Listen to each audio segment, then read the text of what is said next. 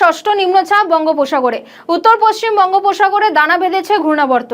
আগামী 48 ঘন্টায় বৃষ্টি হতে পারে এমনটাই জানিয়েছে আলিপুর আবহাওয়া দফতর।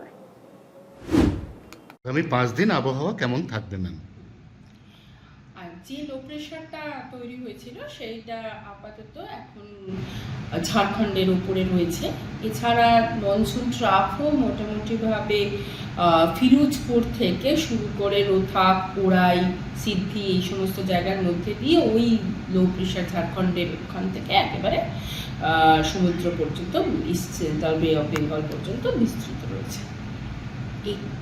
এবং একটি আপার এয়ার সার্কুলেশন হয়েছে যেটা আপাতত নর্থ ওয়েস্ট বে অফ বেঙ্গলের উপরে রয়েছে এবং আগামী 48 ঘন্টার মধ্যে আশা করা হচ্ছে সেটি একটি নিম্নচাপে পরিণত হবে, লো প্রেশারে পরিণত হবে।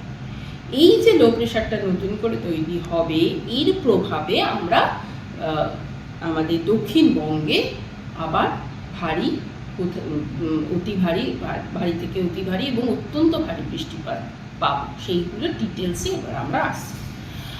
আজকে 15 তারিখ, আজকে ডে 1, 15 তারিখে ভারী বৃষ্টিপাতের সম্ভাবনা রয়েছে একেবারে কোস্টাল ডিস্ট্রিক্টগুলোতে, সেই সঙ্গে মানে east Midnapore, south 24 Pargana, West Midnapore, সেই সঙ্গে এটা কলকাতা এবং নর্থ 24 পরগনাতেও রয়েছে। আগামীকাল